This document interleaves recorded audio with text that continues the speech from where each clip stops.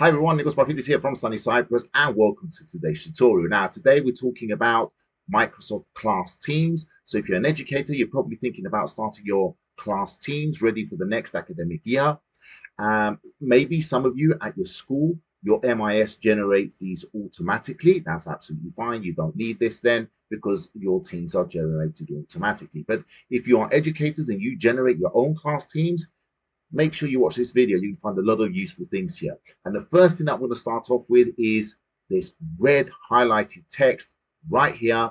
Do not rename or reuse your old class teams. I've seen many educators go down this path. They remove all the students, rename the class team, mainly because their class team from the previous year has got all the resources set up for them, and it's just so much easier just to reuse that team.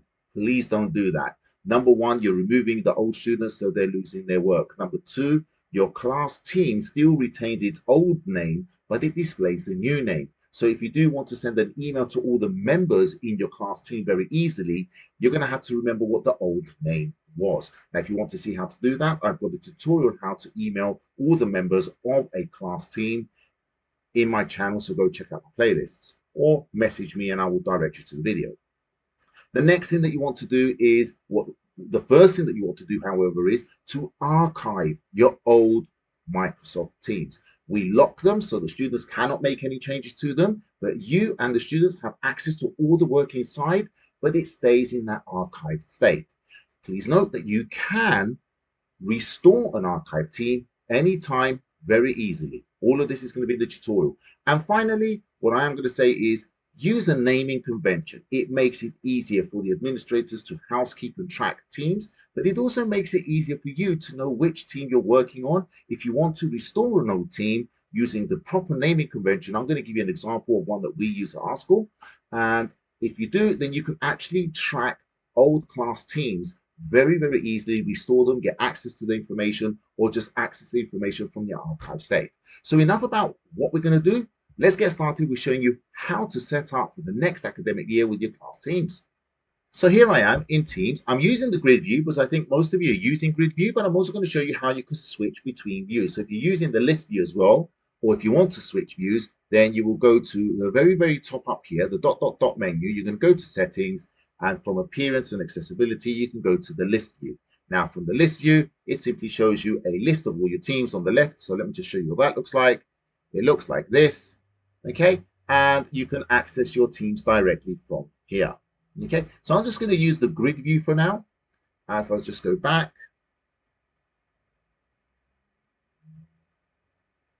and go back to my teams. Okay, so here we can see my teams. I've got all my active teams here, and then the hidden teams, teams which are active, but they're hidden towards the bottom. So they're just in the hidden area so they don't clutter up the area. Okay, this is a team which I want to archive. This was last year's team. Now, how do I know this? Because I use a proper naming convention. And you can see here it's 23-24, which means started in the academic year of 23, and this class finishes in 2024. This particular one here, this is an IGCSE class which started in 2023, so academic year of 2023, and is going to finish in 2025. This is a 2-year IGCSE course. Okay, so you can see here by using a good naming convention how easy it is to track your teams, previous teams especially. So I'm going to talk to you about naming conventions towards the end of this video. So what is it I want to do? I want to create a new year 7 class for next year. What I don't want to do is to open this team, manage it, remove all the students, and add new students to this because I've got a lot of resources here. That's the wrong way to do it. I'm going to show you the correct procedure you're going to follow. So the procedure is this. First of all, we're going to create our new team. And we're going to create the new team and use this team here as a template. Then what we're going to do, we're going to transfer resources from this old team into our new team. And then we're also going to transfer resources from OneNote and from our class materials and so on. So let's begin. The first thing I'm going to do is I'm going to click on Join or Create Team in the top right corner here. As I said, I'm going to show you where these buttons are in the list view as well towards the end. I'm going to do create team. And here I get my classic options. I could just create a brand new class team without using anything else as a template. That's absolutely fine. I can still transfer resources from another team. Okay, so if I was to click here, it would just create the one channel and that's it. I'm just going to say from another team. I'm going to choose the team which I want to use as my template. This is the one here, the 2023-24 Year 7R. So I'm going to select this one here, and it asks me what do I want to transfer over. So if I have any apps, any tabs, any team settings, all of these can be transferred over. Okay. Sometimes we forget about the apps and team settings, and then we go to our class to teach, and then we say, oh, I forgot to add this. So this is a nice way of using your old team as a template. Next, I'm going to change the name. So this is Year 7. I'm just going to call this Z. So let's say this is Year 7Z, and this is for the academic year now, 2024-25. Okay, and I'm just going to click on Create. And now that's it. It's finished. My team is created. I can now start adding students to my team. I'm going to skip that step. Okay, so here's my new team. Now, what it's done, if I had any tabs at the top, any settings for this team, these would have been imported. What I don't have, however, is if I go to files, I don't have my files in the class materials. Okay, so that's the first thing. So inside class materials is empty. Maybe I had a lot of resources there that I need. I need to transfer those over. The other thing I don't have is my class notebook with all my resources for my class notebook, which I want added to all my students as well so that they can have access to. So how do we do this? Well, let's check class notebook first. So if I click on class notebook, it says here, set up a class notebook. There we go. Now I can either start a blank one or I can use content from an existing notebook. That's the one I want. Okay. Here it's got the areas it's going to create. I'm going to go to next. And now I want to get information from a content library from an existing notebook. So if I go to add content, I can find my notebooks here. Here is my old one. Can you see? 23-24. If I click on this and go to next, I can now choose what I want to transfer to my new one. So if I want to transfer material from the content library, I want to transfer these sections and all the contents of those sections. And I also have things in my teacher only area. Let's say, for example, answer sheets, mark sheets, or other material. I can select that as well, click on done, and that's it. All of that material will now be transferred to your new class notebook. So if I click on that, now it might take a little bit of time once it's done. Do I have anything in the teacher only section? Well, I've already done that one. Click on next. Now you can choose any other sections that you want to add to the student areas of that class notebook. I'm not going to put quizzes or class notes. I'm just going to, or handout. I'm just going to put class notes and homework and click create. And that's it. Now, once this class notebook is set up, the content library in the teacher only area will have the material or the resources which I had in my old class notebook for the 2023-24 Year 7. So let's just click on OK. Now, it may take a bit of time to transfer everything over. Let's just have a quick look. Content library. And there you go. Can you see? All of that is there. So that's fantastic. My resources have been transferred over very, very quickly. So that's class notebook if you use class notebook. How about now your class materials? I use class materials quite a bit. So in my class materials, if I go to general channel, go to files, if I go to class materials, it's empty. So how do I populate it? Okay, so I'm going to go to my old class team. This is the old one, which I'm going to archive later on. And from here, what I'm going to do is I'm going to go to the files section. And what I want to do, I want to open up my class materials, and this is where my resources are. Now, these are the resources I want to copy over to my new class team, so I don't have to do them all over again. So I'm just going to select everything, or you can actually use the tick marks here to select specific folders. The next step is to go to copy to. Now, from here, now, I'm going to give you a little tip here. Now, in this window here, you can see, I can see my new class team. Now, it takes a while sometimes for this thing to appear. If you don't see it in the quick access section, then you're going to go to more places and you should be able to find it in here. Now, again, if you cannot find your new class team here, here's the trick. So I'm just going to cancel this, go back to Teams, open up my new class team, go to the file section, which is empty. I'm just going to open up class materials and I'm just going to create a new blank file. So if I just create a new Word document, I don't know, hello, do that. And now I can close Word, or you can create a folder, anything that you create in here. So I'm just going to close that now. And you can see inside here, I've got a Word document.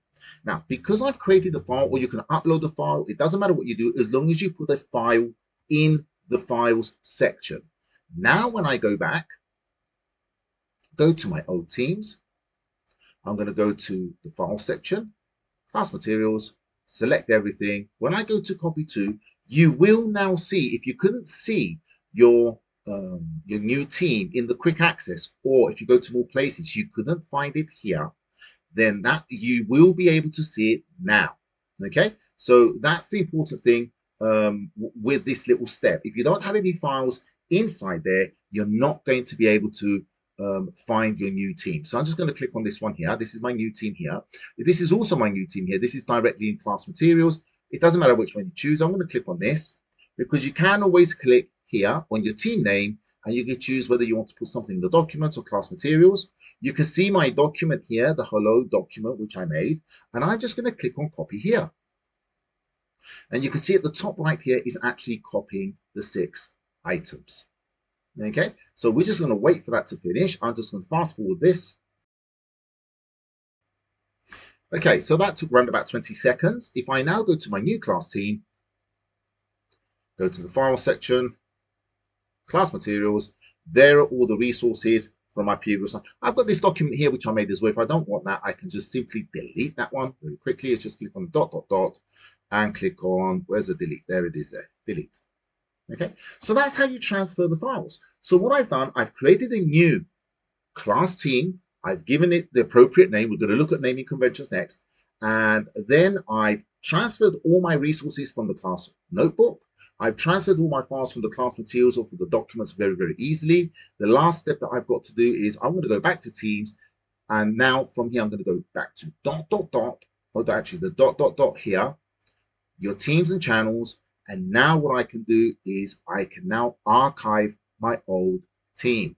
So if I scroll down, there it is there. Okay, so now from here, because I've gone into my teams and my channels, I can find my existing team, the old one.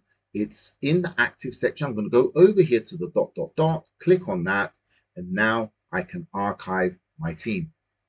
Do I want to make everything in that team in the SharePoint read only for team members? Well, yes, I do. This basically means the students or any other teachers in there have access to the team, access to all the files. They can see all the feedback that you gave your students. They can see absolutely everything. They cannot modify it. They cannot delete anything. It's archived. So I'm just going to click on archive. Okay, and now this is down here. You can see it's successfully archived team. So if I click on my archived teams now, you should, if I scroll down, you should be able to see it in here somewhere. Is it this one? I think it's this one here. Okay, so it has been archived.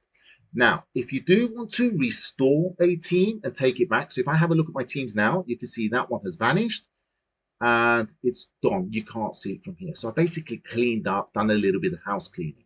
So let's go back to dot, dot, dot, your teams and channels. If I go to my archive, go down to the bottom here, I can now click on the dot, dot, dot here and restore the team. You don't have a time limit on this. It's not like a file which you delete and you have 30 days to restore the files. Otherwise, they're gone for good. These are permanently archived. So archived is not deleting them. You're saving them. You can go back to them. You can open them. You can restore them at any point in time. So that's how we do our housekeeping with our teams. So we've learned how to create a new team, how to transfer files from an old team to a new team, all our resources, and then we archive our old team. And then we keep that as a reference. You shouldn't really want to delete a team because there's student information in there, at least for a number of years, which you may need later on. Or you may think of some resources that you had a while back and you want to find them, you'll find them in your archive teams. Okay, so I did say during the video that I'm using essentially the grid view. I don't normally use this view.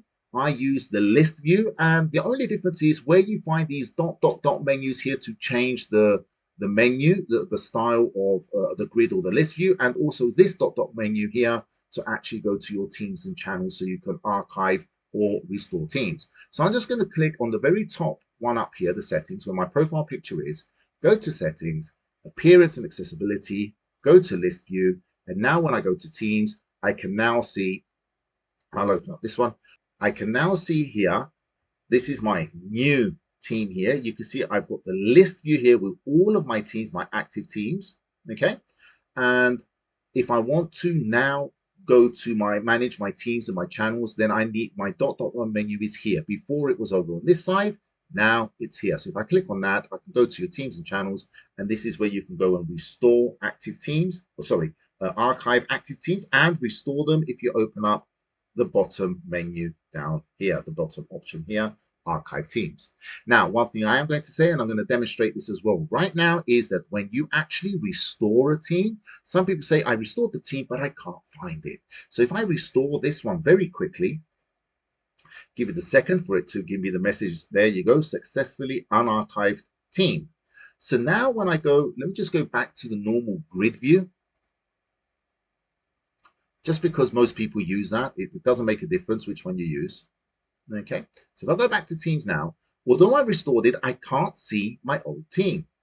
Okay, but if you go all the way down, you do have your hidden teams, and here it is here. So you will find it in the hidden teams section. If you want to bring it back to the archive teams area, so the active teams area, click on the ... and just click here on unhide. Where does it show? There you go. Show the team. And it should now, it's moved it from here. If we go up here, you can see it's now put it in my active teams or my classes here. Okay, so I'm just going to go back and archive that because I don't want that one and I'm going to forget later. So very quickly again, teams and channels, let's go down to the bottom, that one there, ... and I can now archive that team. Make it read only, archive. That's it. Really easy to do. You can see how quickly you can do that. Now, I always suggest copy your files, copy your resources, and then go do your archiving. Just makes everything so much easier. The last thing I want to go over, guys, with you is naming convention. Now, the naming convention of teams, you've seen how easy it is for me to identify my old teams for which year they are. So I've got this document here, which I'm going to share with you. You can download this in the description of this video. Use it, change it, do what you like with it, whatever helps. I'm just going to show you my naming convention, which we use at the school. It just makes it easier for me as an administrator to identify teams or which educators have created very, very easily. I can also really easily identify which teams have been created by educators and which educator for which year group, which subject, and which academic year. So here we go. We start off with a prefix which identifies the type of team. We only really use class teams because there are so many more advantages of using class teams than any other team. One of those is you can actually send an email to the class team name and everybody in that team will get that email. This won't work with the other one, staff, PLC, or public. Then that's followed by either the year form group. In other words, so if this is a lesson which is we're teaching the entire form group, let's say 9R, 7E, 7P, or something like that, then we will put the entire form group and the group name. So 9R, year 9R, for example. If this is an option class where the students that you're teaching in that class is not the entire form, but only a portion of the students, then I only put the year 10, for example. That's going to be followed by the subject. So if it's a form class, let's say, which I'm teaching, there'll be year 9R underscore, and then I will put ICT. So that's their ICT class. If it was an option class, then that's followed by ICT underscore and then the option number. So for this year 10 class, for example, it'd be year 10 underscore ICT option 2. So this gives me a lot of information. It's a year 10 class, it's an ICT, and it's from option 2. Because sometimes you've got the same subject in different option groups, taught by different teachers. So this really helps. The last part is going to be the academic year or the span of this subject, and then the teacher initials. So this is a this is a 4-digit number. The first 2 numbers are for the academic year start, and the other 2 numbers are for the academic year end. So if it's 19 to 20, 2019 to 2020, that's a 1-year course. If it's, let's say, a GCSE subject, which is a 2-year course or an A-level subject, then this one here, for example, is going to be 2022. So that basically means it starts in 2020 and it ends in 2022, academic year 2022. So that allows me to know when this class team has ended or expired, and I know that's a 2-year subject. So it's I'm going to keep that for 2 years. So it's going to roll over to the next academic year. Here are some examples. For example, this is the one that sample one here. This is a class team. It's for year 10. The subject is ICT, option 2. It's for the academic year 2020 all the way up to 2022. And the teacher who made this team is me, Diego Spafidis from sunny Cyprus. Okay, so that's basically it. I hope this has helped you. This is definitely going to help teachers at my school so they can set up their class teams and transfer the resources. And if you did like this, you do know the drill. Make sure you like, make sure you subscribe. I'll see you again in the next video. Take care and have a great academic year. Bye-bye.